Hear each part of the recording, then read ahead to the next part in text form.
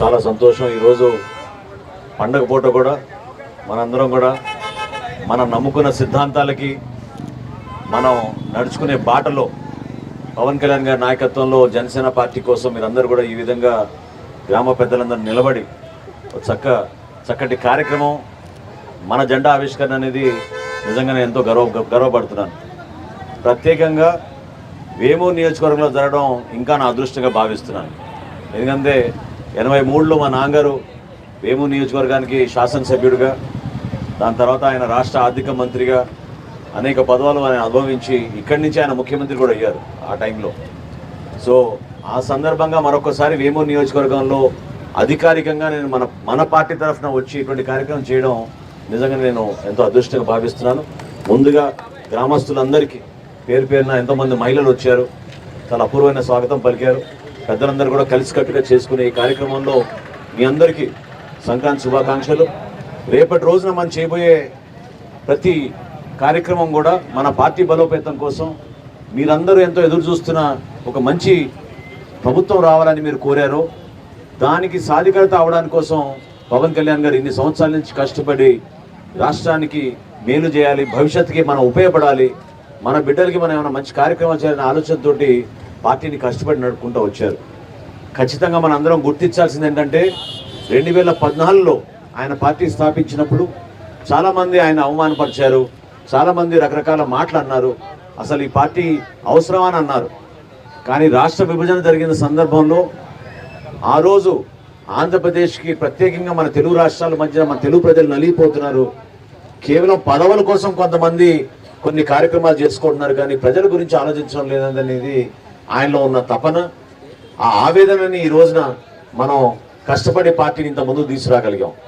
మన అందరం కూడా నిలబడాలి, చాలా ధైర్యంగా స్థిరంగా. ఒక్కొక్క సందర్భంలో కొంతమందికి అర్థం కాకపోవచ్చు మన సిద్ధాంతాలు, మన మనోభావాలు, అదేవిధంగా పవన్ కళ్యాణ్ గారి ఆశయాలు. కానీ ఆ సాధించుకోవడానికి కోసం కలిసికట్టుగా మనం పనిచేసి పెద్దన్న పాత్ర పోషించాలనే మాట ఆయన ఎందుకు అన్నారంటే, ఒక బాధ్యత తీసుకోవాలి మనందరం కూడా. కేవలం ఎన్నికలప్పుడు మనం జెండా పట్టుకుని ఒక మంచి బైక్ ర్యాలీ తీసుకుంటే మనకి ఓట్లు పడిపోవు. అదేవిధంగా మనం మన ప్రాంతాల్లోనే మన పరిమితం అయిపోతే మనకి పూర్తి స్థాయిలో సమాజంలో అందరినీ కలుపుకొని పోయే విధంగా ఒక ఆలోచన విధానం రావాలి మనందరిలో కూడా. దానికోసం పవన్ కళ్యాణ్ గారు పదే అందరికీ కూడా ఉత్తేజపరుస్తూ మనం ఒక పెద్దన్న పాత్ర పోషించుకుని ప్రతి ఒక్కరిని కలుపుకొని పోయి పార్టీ బలోపేతం కోసం ఇంకా మనం ఏ విధంగా ముందుకెళ్ళాలన్న ఆలోచనతోటి ఆయన ప్రతిరోజు కూడా ఒక మంచి భావన కలిగిన వ్యక్తి. ఈ రోజున మనం తెలుగుదేశం పార్టీతో పొత్తు పెట్టుకుంది కేవలం మన రాష్ట్రంలో జరుగుతున్న పరిణామాలు చూసుకుని.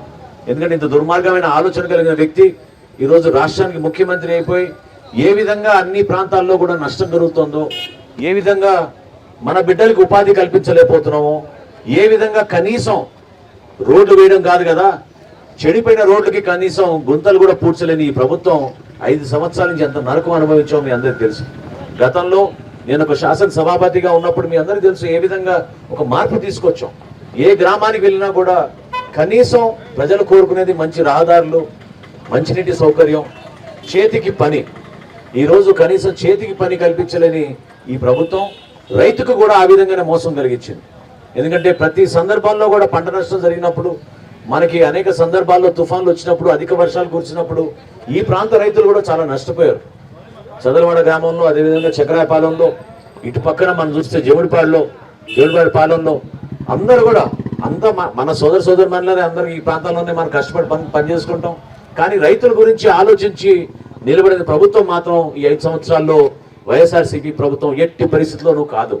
పవన్ కళ్యాణ్ గారు ఆయన సొంత డబ్బుతోటి, ఎంత గొప్ప ఆలోచనతోటి కౌలు రైతుల గురించి ఆయన పాపం ఎవరైతే ఆత్మహత్య చేసుకున్నారో ఆ కుటుంబాలను ఆదుకుందామని ప్రతి కౌలు రైతుకి ₹1,00,000 ఆయన సొంతంగా 5 కోట్ల రూపాయలు వెచ్చించి రాష్ట్ర వ్యాప్తంగా అన్ని జిల్లాల్లో మేము పర్యటించి ఇచ్చాం. అసలు గుంటూరు జిల్లాలో కూడా ఆత్మహత్య చేసుకున్నారంటే ఎవరు నమ్మలేరు. తూర్పుగోదావరి జిల్లాలో కూడా కౌలు రైతులు ఆత్మహత్య చేసుకున్నారు. అటువంటి పరిస్థితులు ఉంది. ఈ రోజున రైతాంగం నష్టపోతుంది. మనకి ఈ రోజున ఎక్కువగా ఉపాధి కల్పించేది రైతాంగం, రైతు సోదరులే. రైతే రాజు, రైతే రాజ్యం అని చెప్తారు, కానీ రైతు గురించి ఏ ప్రభుత్వం కూడా ఇప్పటివరకు ఒక మంచి ఆలోచనతోటి వాళ్ళకి భవిష్యత్తు కల్పించాలి, భరోసా కల్పించాలనే భావన కలగడం లేదు. ఆ విధానాలు మారాలి. ఉమ్మడిగా జనసేన పార్టీ, తెలుగుదేశం పార్టీ రేపటి రోజున ప్రభుత్వం ఏర్పడిన తర్వాత ఒక మంచి ప్రణాళికతోటి ముందుగా మన రైతన్నకి 20,000 రూపాయలు ప్రతి సంవత్సరం రైతు భరోసా కింద మనం ఇచ్చే ఆర్థిక సాయం ఏదైతే ఉందో మొట్టమొదటిసారి నిన్నే మీరు చూశారు మందడంలో జరిగిన మీటింగ్లో పవన్ కళ్యాణ్ గారు, చంద్రబాబు నాయుడు గారు ఒప్పుకున్నారు. రైతుల్ని కాపాడుకునే విధంగా ఆ 20,000 రూపాయలు కూడా కౌలు రైతులకి వర్తించేటట్టు ఒక నిర్ణయం తీసుకుని మనం ముందుకు వెళ్ళబోతున్నాం. ఇది చాలా చారిత్రకమైన నిర్ణయం ఇది. ఎందుకంటే ఈరోజు 80% వ్యవసాయం చేసేది పాపం కౌలు రైతులే. కానీ కౌలు రైతులు ఎక్కడ గుర్తించడం లేదు. CCRC కార్డుల కోసం ఎంత ఇబ్బంది పడుతున్నారో మీ అందరికి తెలుసు. కానీ ఈ రోజున ఒక నిర్ణయం ఏం తీసుకున్నామంటే కేవలం గ్రామ సభ ఏర్పాటు చేసి గ్రామ సభలో తీర్మానం చేసి ఇతను కౌలు రైతు, ఇతనికి ఇంత విస్తీర్ణం ఉంది, ఈయన కష్టపడి పని చేసుకుంటున్నాడంటే సామాన్య రైతులకు ఇచ్చే ఈ లబ్ధితో ఉందో ఆ కార్యక్రమం ద్వారా అదే ఇతనికి కూడా వర్తించేటట్టు కౌలు రైతు కూడా వర్తించడం నిర్ణయం తీసుకున్నాం. అట్లా ఆలోచించుకుంటూ రేపటి రోజున ఒక మంచి ప్రభుత్వం తీసుకురాబోతున్నాం. సంక్షేమం చేస్తాం, అభివృద్ధి చేస్తాం, నిజాయితీగా పనిచేస్తాం. అన్నిటికంటే ముఖ్యమైనదంటే మన గ్రామీణ ప్రాంతాల్లో మన యువతకు ఒక చక్కటి భవిష్యత్తు కల్పించే విధంగా, వాళ్ళు కూడా ఉపాధి అవకాశాలు కల్పించుకునే విధంగా మనందరం కష్టపడి పనిచేద్దాం. ఇప్పుడే పెద్ద ఆయన ఒక ఆయన తెలుగుదేశం పార్టీని ధనంజయ రావు గారు, మీరు చాలా సంతోషం. ఆయన 2 మంచి మాటలు చెప్పారు. ఏంటంటే ఏదైతే మనం ఈ ప్రాంతాల్లో ఎక్కువగా ఎదురు చూసేది ఏంటి? అభివృద్ధి. కష్టపడుతున్నాం మనం, ప్రతి కుటుంబానికి ఆదుకుంటున్నారు. మహిళలు పాప రూపాయి భద్రత పరుచుకుని బిడ్డలు చదివించుకుంటున్నారు. ఎంతో మంది బీటెక్లు చదువుతున్నారు, ఎంతో మంది ఉన్నత పదవులకు వెళ్తున్నారు, చదువులకు వెళ్తున్నారు, ఇతర దేశాలకు వెళ్తున్నారు. మన సొంత ప్రాంతాన్ని నుంచి మనకి శ్రీనివాసరావు గారు ఉన్నారు ఈ రోజున ఇక్కడ. ఆయన అమెరికాలో స్థిరపడి ఎంతో మందికి ఉపాధి కల్పించి ఆయన ఒక నిజాయితీగా మన సమాజానికి మనం ఉపయోగపడాలి, మన దేశానికి మనం ఉపయోగపడాలి అనే ఆలోచనతో ఆయన 3 నెలలకు ఒకసారి మన రాష్ట్రానికి, మన దేశానికి వచ్చి ఏదో విధంగా మన కార్యక్రమాన్ని ముందుకెళ్లాలని తపన పడే వ్యక్తి. ప్రజారాజ్యం పార్టీ అప్పుడు కూడా మీరు చూశారు, చాలా మంది సమర్థించారు, బలపరిచారు, కష్టపడ్డారు మీరందరూ కూడా. కానీ ఆ రోజులకి ఇప్పటికి తేడా ఏంటంటే ఇటువంటి పరిపాలన మనం ఎప్పుడు చూడలేదు. ఇది కావాలని కొంతమందిని ఇబ్బంది పెట్టడానికి కేసులు పెట్టి ప్రతిపక్షంలో అసలు పార్టీలే ఉండకూడదు, ప్రజాస్వామ్యం ఉండకూడదు అనే ఆలోచనతో వీళ్ళు పనిచేస్తున్నారు. దాన్ని మనం వ్యతిరేకించాలి. ముక్తకంఠంతో నిలబడండి. ముందు ప్రజాస్వామ్య ప్రక్రియలో మీరు పాల్గొనండి. ఏ పార్టీ అయినా సరే. ఈరోజు జనసేన పార్టీ మీ ముందు ధైర్యంగా ఎందుకు నిలబడిందంటే పవన్ కళ్యాణ్ గారి నాయకత్వంలో ఆ భరోసా మనం ఇవ్వగలుగుతున్నాం. ఎవరు జెండా మోసినా మీకు ఆ భరోసా ఇస్తాం.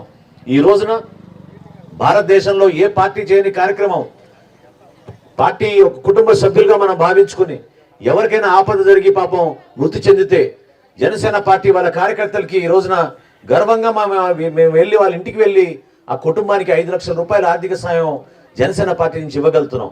ఏ పార్టీ కూడా ఈ రోజున అటువంటి కార్యక్రమం చేయడం లేదు. ఎందుకంటే అటువంటి ఆలోచనలు కలిగిన వ్యక్తి పవన్ కళ్యాణ్ గారు. వర్తమాన రాజకీయాల్లో ఎవరు కూడా అట్లా ఆలోచించలేదు. నిలబడుతున్నాం. ఎందుకంటే మాకు తెలుసు మీ సమస్యలు ఏంటి, మీకు పడుతున్న కష్టాలు ఏంటి, ఏ విధంగా మిమ్మల్ని ఆదుకోవాలనే ఆలోచనతోటి మేము చేసుకుంటూ వస్తున్నాం. నిలబడండి. వేమూరు నియోజకవర్గంలో కూడా రేపటి రోజున అభ్యర్థి ఎవరైనా సరే మీరందరూ కూడా కష్టపడి గెలిపించి ఒక మార్పు తీసుకురావాలి. ఖచ్చితంగా ఈ ప్రాంతాన్ని మనం అభివృద్ధి చేసుకుందాం. ఉమ్మడి ప్రణాళిక సిద్ధం చేసుకోవాలి మనం. నేను అనేక సందర్భాల్లో వేమూరు నియోజకవర్గంలో కూడా నేను ఆ ప్రాంతాల్లో పర్యటిస్తున్నప్పుడు, ఎందుకంటే నాకు తెనాలి నియోజకవర్గంలో గ్రామాల్లో కొన్ని కలిసి ఉంటాయి, ఆ ప్రాంతాల్లో పర్యటిస్తున్నప్పుడు నేను కూడా చాలా బాధపడతాను. పెసర్లంకలో కానీ ఆ లంక గ్రామాల్లో కానీ రోడ్ల పరిస్థితి అధ్వానంగా, కేవలం ఒక సామాజిక వర్గానికి చెందిన వాళ్ళు కాబట్టి వాళ్ళకి మన అభివృద్ధి కార్యక్రమాలు చేయకూడదని గత 10-15 సంవత్సరాల చాలా ఇబ్బంది పెట్టారు. అది చాలా తప్పు. సమాజంలో ప్రతి ఒక్కరిని ఒకే విధంగా చూడాలి, అభివృద్ధి కార్యక్రమాలు చేయాలి. మన పల్లెల్లో కూడా మనం ఎస్సీ ప్రాంతాల్లో కూడా చక్కగా మన సీసీ రోడ్లు వేయాలి. ఓసీలు ఉన్న చోట కూడా మనం అభివృద్ధి కార్యక్రమాలు చేయాలి. బీసీలు ఉన్న చోట కూడా మనం అదే విధంగా అభివృద్ధి చేసుకోవాలి తప్ప ఒక గ్రామాభివృద్ధి గురించి మనం మాట్లాడుకున్నప్పుడు సమిష్టిగా అందరం కలిసికట్టుగా ముందుకెళ్ళాలి అనే భావన ప్రతి ఒక్కరు రావాలని నేను కోరుకుంటున్నాను.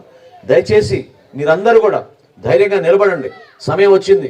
కేవలం 70 రోజులు మాత్రమే ఉంది మనకి ఇంకా ఎన్నికలకి.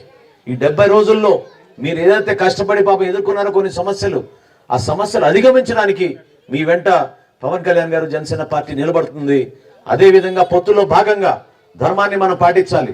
ప్రతి ఒక్కరం కూడా మనం ఎవరైతే ఇక్కడ అభ్యర్థి నిలబడతారో తెలుగుదేశం పార్టీ నుంచి, జనసేన పార్టీ నుంచి ఎక్కడున్నా కూడా మీరందరూ కూడా కలిసికట్టుగా ఉమ్మడి ప్రణాళికతోటి ముందుకెళ్తున్నాం. సమిష్టి నాయకత్వం, చంద్రబాబు నాయుడు గారి అనుభవం, పవన్ కళ్యాణ్ గారి వర్తమాన ఆలోచనలు, ఈ రెండు కలుపుకొని చక్కటి ప్రభుత్వం స్థాపించబోతున్నాం రాబోయే రోజుల్లో. ఆ ప్రభుత్వం ద్వారా మీ జీవితాల్లో ఖచ్చితంగా మార్పు వచ్చినట్టు మీ అందరం కూడా పనిచేస్తామని ఈ సందర్భంగా తెలుపుకుంటూ ఎంతో చక్కగా మనం మన జెండాను మనం ఆవిష్కరించుకున్నాం. ధైర్యంగా గర్వంగా పవన్ కళ్యాణ్ గారి ఆశయాల్ని ప్రజల్లోకి తీసుకువెళ్ళి ఒక మార్పు తీసుకొచ్చే విధంగా మీరందరూ కూడా కష్టపడతారని కోరుకుంటూ చక్కటి అవకాశం కల్పించినందుకు గ్రామ పెద్దలందరికీ మనస్ఫూర్తిగా నేను ధన్యవాదాలు తెలుపుకుంటూ సెలవు తీసుకున్నాను. జై జనసేన, జై జనసేన. చూసారు కదండి, మరి ఈ వీడియో కనుక మీకు నచ్చినట్లయితే ఒక లైక్ కొట్టేసి మీ అభిప్రాయాన్ని కూడా కామెంట్ బాక్స్లో తెలియజేస్తూ ఇలాంటి ఇంట్రెస్టింగ్ అప్డేట్స్ కోసం మా ఛానల్ని సబ్స్క్రైబ్ చేసుకోండి.